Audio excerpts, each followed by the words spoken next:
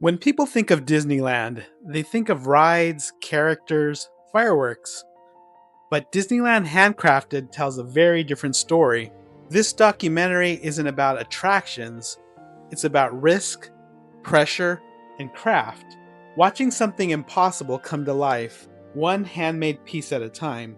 What surprised me most wasn't just how Disneyland was built, but how close it came to not being finished at all. This is my review of Disneyland Handcrafted. All aboard the Imagine Mover. Disneyland Handcrafted focuses on the people behind the park, the artists, builders, and craftspeople who turned orange groves and open farmland into Disneyland in under a year. And that's not an exaggeration. Early footage shows nothing but rural land and piles of dirt. 7 to 10 months before opening day, Disneyland barely existed. 5 months out, much of it was just wooden framing. Even 1 month before opening, Tomorrowland looked alarmingly unfinished. As I was watching this unfold, it became clear that this would never happen today. The title Handcrafted is not metaphorical. Railroad tracks, ride vehicles, buildings, nearly everything was built by hand because there were no automated systems to rely on, no prefabrication, no modern machinery, no established playbook. The Mark Twain riverboat was constructed using traditional wooden shipbuilding techniques and physically pulled into place by workers using ropes. No cranes, no heavy machinery, no safety rails. Workers walked across beams with no harnesses, no helmets, and minimal safeguards.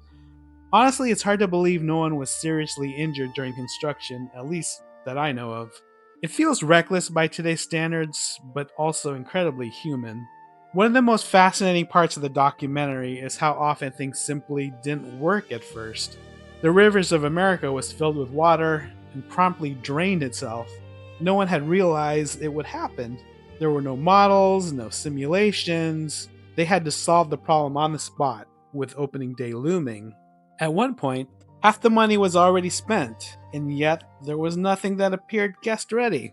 Plans weren't finalized first and built later. They were invented in near real time under enormous pressure. Watching this documentary, you don't just learn about the process, you feel it. You feel the stress the workers were under. You feel the weight on Walt's shoulders.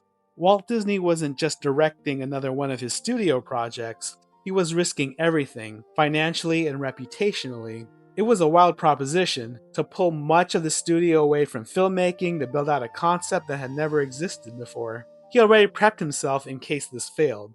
And yet, he lived on site during construction, overseeing details, making decisions, pushing forward anyway. It feels less like watching a construction project and more like watching a living being being born. Disneyland in this documentary felt like a baby to me. Unfinished, fragile, and growing in front of our very eyes. Seeing Disney legend Bob Gurr as a young man personally working on Autopia vehicles was incredible. Watching the Mark Twain and the railroad finally test together feels like the moment Disneyland took its very first breath. The footage itself is stunning. Bright colors, high resolution, and much of it never seen before. It's eye-opening and genuinely magical. And the moment that really landed for me, Walt's opening day dedication speech. After watching the stress, the risks, the near misses, you can suddenly see the relief and joy on his face. That speech carries new meaning once you understand how close this all came to not working. Opening day itself was barely controlled. Asphalt wasn't fully dry, chain link fences were still visible at the entrance, and yet people poured in. Long lines, dense crowds. Watching it, I couldn't help but think that some things never change. In fact, parts of opening day look more crowded than a modern busy day at Disneyland. One of the strongest choices the documentary makes is its final dedication to the numerous craftspeople who made Disneyland possible.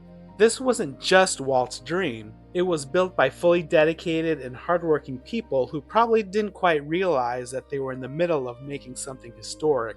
The final images of Walt during the end credits were incredibly touching. When you visit Disneyland today, you can literally stand where he once stood. That connection, physical, emotional, historical, is what makes this park different. You can truly feel Walt's heart and soul in every inch of it. If I had one minor critique of the documentary, I was hoping for more never before seen opening day footage. Most of it comes from the original black and white TV broadcast, but realistically, that's probably because the TV cameras were expected to capture everything. It's a small complaint in an otherwise beautifully assembled documentary. Disneyland Handcrafted doesn't just walk us through how Disneyland was built quickly, it lets us experience the tension, the uncertainty, and the courage it took to try something no one had ever done before. It reminds us that Disneyland wasn't designed to be perfect, it was designed with a very basic goal of making people leave with a smile on their face. In watching this, I couldn't help but wonder that in today's era of scale, IP, and efficiency, how much of this level of craftsmanship still exists? Because this documentary makes one thing very clear. Disneyland wasn't just built, it was handcrafted. Be sure to watch Disneyland Handcrafted on Disney Plus or YouTube. Subscribe for more Disneyland updates and insights. We'll see you real soon.